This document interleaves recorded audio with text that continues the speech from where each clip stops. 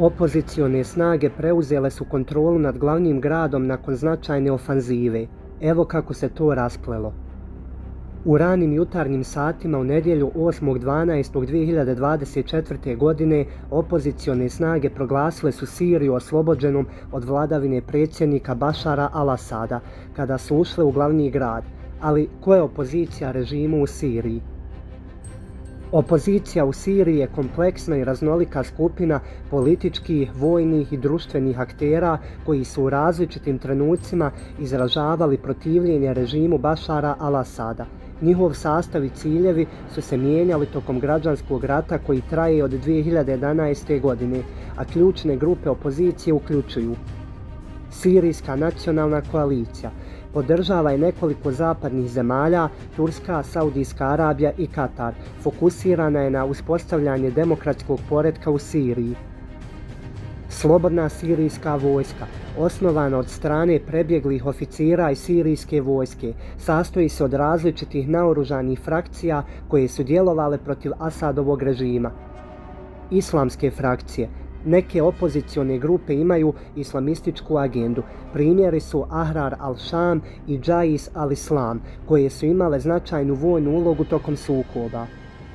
Radikalne islamističke grupe, organizacije poput Al-Nusra fronta, kasnije poznata kao Džahbat Fatah al-Sham i islamske države ISIS su djelovale u Siriji, ali ih mnogi ne smatraju dijelom legitimne opozicije zbog njihovih ekstremnih metoda i ideologija. Kurdske grupe. Kurdske snage predvođene sirijskim demokratskim snagama, SDF-om i narodnim zaštitnim jedinicama često se smatraju opozicijom, ali njihov cilj je prvenstveno autonomija Kurda u Siriji. Njihov odnos sa ostalim opozicionim grupama je složen i često neprijateljski. Civili i nenasilne grupe.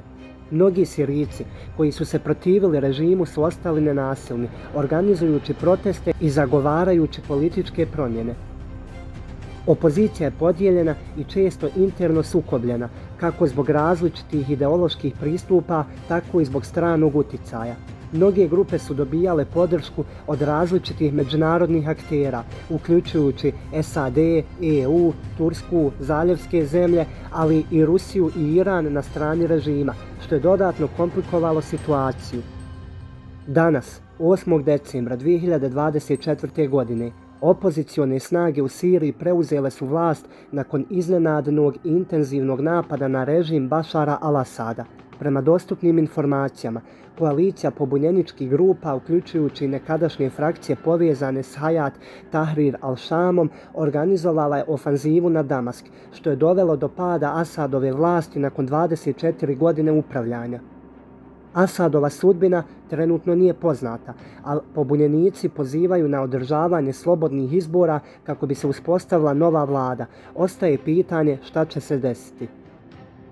Pod nazivom Operacija odvraćanja agresije, ovu ofanzivu vodilo je nekoliko naoružanih sirijskih opozicionih grupa predvođeni Hayat Tahrir al-Shamom ili HTS i uz podršku savezničkih frakcija koje podržava Turska.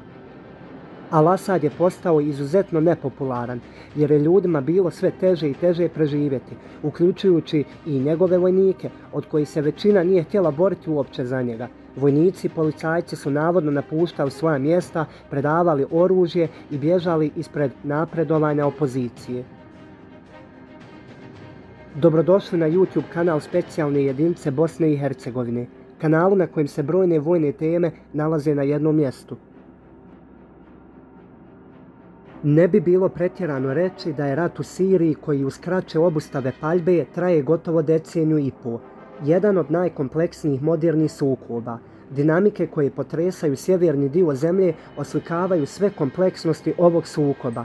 Nakon nešto dužeg perioda, uz povremene limitirane sukobe otkako je COVID-19 i rusko-turski dogovor iz marta 2020. godine uglavnom zamrznuo obimnije operacije, sukobi su se ponovo intenzivirali prije 3 dana. Argument koji savez više milicija, kolektivnim imenom nazvan sirijska opozicija, koristi za pokretanje sukoba je to što se Damask, odnosno Asadov režim i njegovi saveznici, posredno Rusija i Iran, nisu pridržavali dogovora koji je postignut u mirovnom procesu u Astani.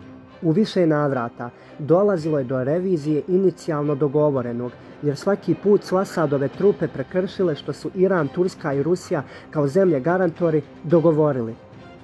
Nakon svakog dogovora, Asadove trupe su napale opoziciju i nastavile osvajanja teritorija, time izazivajući snage oko Idliba koji je zvanično glavni grad opozicije.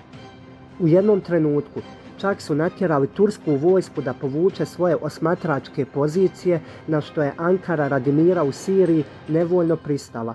Kada zbog COVID-19 sve zemlje bivaju zatvorene i podrška raznim sirijskim grupacijama postane isuviše skupa, Rusija i Turska u martu 2020. godine dogovaraju da zamrznu sukob, nakon čega sve strane, osim Asada, odlučuju da se zadovolje sa onim što dotad drže pod vojnom kontrolom. Međutim, ohrabren činjenicom da posjeduje avijaciju, međunarodnu podršku, odnosno stolicu u UN-u, i širok spektar saveznika i stranih plaćenika na terenu, Damask se odlučuje da periodično nastavi napade na Idlib, koristeći avijaciju i dalekometne projektile koji 4,5 godine ubijaju civile na sjeveru Sirije. Ukratko, činjenica je da Asadov režim ignorisao sve međunarodne dogovore na koje je inicijalno pristao, dala je opoziciji i moralni i pravni argument da krene u ofanzivu prema Halepu i okolini. Turska je tokom cijelog rata aktivno uključena u sukobe tako što je stala na stranu opozicije. Zadnjih mjeseci Ankara je izašla sa prijedlogom normalizacije odnosa sa Damaskom tako što bi zauzvrat od Asada dobila čvrstu garanciju da će aktivno raditi na inkorporiranju pod svoju upravu dijelova koje drži SDF, odnosno koalicija okupljena oko kurdskog YPG-a, koju pored njihovi tvore druge kurdske milicije, arapska, turkmenska i čečenska plemena sa istoka i sjeveroistoka Sirije. Iako je, kako navodi Ankara, Asad ignorisao taj poziv, veliko je pitanje da li je za takav poduhvat uopće imao kapacitete, s obzirom na to da je u dijelovima koje drži SDF nekoliko stotina američkih vojnika. Kako HTS-u, tako i SDF-u odgovara pokušaj dogovora između Ankare i Damaska propadnu, što je nakon vakuma koji je nastao povlačenjem režimskih trupa iz Halepa i okoline natjeralo u akciju. Pored HTS-a i SDF-a, opoziciji lojalnoj Ankari svakako ne odgovara gubitak takozvane tampon zone uz tursku granicu, što ih je vjerovatno uz koordinaciju sa Ankarom natjeralo da i oni iskoriste priliku za širenje prema jugu, a to su danas i učinili osvajanjem malog grada Tadifa sjeveroistočno od Halepa. Hayat Tahrir al-Sham, odnosno HTS, je militantna grupa u Idlibu, Sirija, koja je nastala 2017. godine spajanjem frakcija predvođenih Al-Nusra frontom, inače bivšim ogrankom Al-Kaide. U početku izolovana zbog svojih veza s Al-Kaidom, HTS se transformisao u političku i vojnu silu, ublaživši sektaške stavove i privlačeći podršku lokalnog stanovništva, uključujući i manjine. Iako nije dio sirijske opozicije ni mirovnih procesa, grupa ostaje ključan akter u borbi protiv Asadovog režima. Fenomen HTS-a leži u njihovoj sposobnosti prilagođavanja. Od radikalnog islamizma prešli su u pragmatičniji pristup, stvarajući saveze sa selefijskim grupama i postajući nezaobilazan faktor u sirijskom sukobu. HTS iskoristio je zavađenost drugih islamističkih frakcija da učvrsti svoj položaj i osigura političku relevantnost uprkos pritiscima Asadovog režima i međunarodne zajednice. Ovaj razvoj čini HTS ne samo vojnom grupom, već i fenomenom vrijednim analize. Asadov režim u Siriji započeo je 1970. godine kada je Hafiz al-Asad, oficir iz sekte Alavita i član Baas partije, došao na vlast pučem. Hafiz je izgradio autoritarni sistem s kultom ličnosti. oslanjajući se na vojsku, tajne službe i sektašku lojalnost. Njegov sin, Bašar al-Asad, preuzeo je vlast 2000. nakon Hafizove smrti. Bašar je obećavao reforme, ali je zapravo učvrstio autoritarizam. Tokom arapskog proljeća 2011. godine suočio se s masovnim protestima, na šta je odgovorio brutalnim gušenjem. To je izazvalo građanski rat, devastiralo zemlju i dovelo do međunarodnih sankcija. Prije samo 7 dana režim je još uvijek držao pod kontrolom značajne dijelove zemlje. Pa kako se sve tako brzo rasplelo? 27. novembra ove godine koalicija opozicionih boraca pokrenula je veliku ofanzivu protiv provladinih snaga. Prvi napad dogodio se na liniji fronta između Idliba, koji drži opozicija, i susjedne provincije Halepa. 3 dana kasnije opozicioni borci zauzeli su drugi po veličini grad u Siriji, Halep. Rat koji traje gotovo 14 godina iscrpio je režim u Damasku do iznemoglosti. Asad je sa svojim oružanim snagama Sirijske Arapske Republike vremenom pretvorio gotovo isključivo u alavitsku miliciju.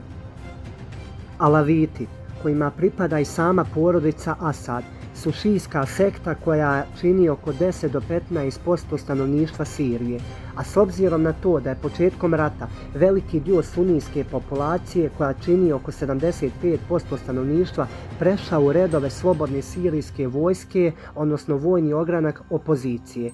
To je natjeralo režim da se pored svojih vojnih kapaciteta osloni i na veći broj šiitskih plaćenika, koji je čitav ešalon od Hezbolaha, iranskih milicija i njima lojalnih afganistanskih, uglavnom šije, koje su u etničkom smislu Hazare, govornici perzijskog jezika iz Afganistana, porijeklu Mongoli, i iračkih niz raznih paramilicija koje su lojalne Iranu, poput Hašt el-Šabi, dobrovoljaca.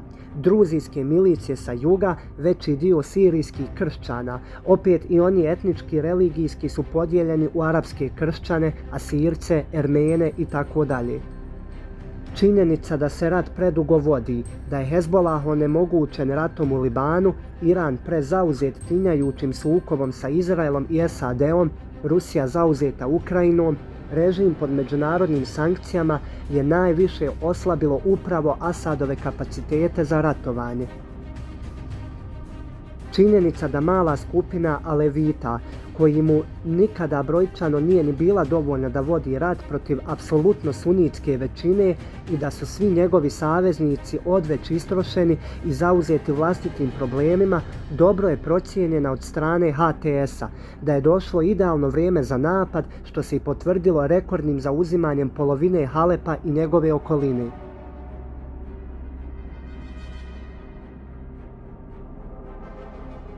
Analitičari ističu da postoji veliki potencijal za Siriju, kao što postoji niz mogućih zamki ako različite strane ne sarađuju. Pad Asadovog režima može otvoriti nekoliko potencijalnih scenarija za Siriju. Fragmentacija države.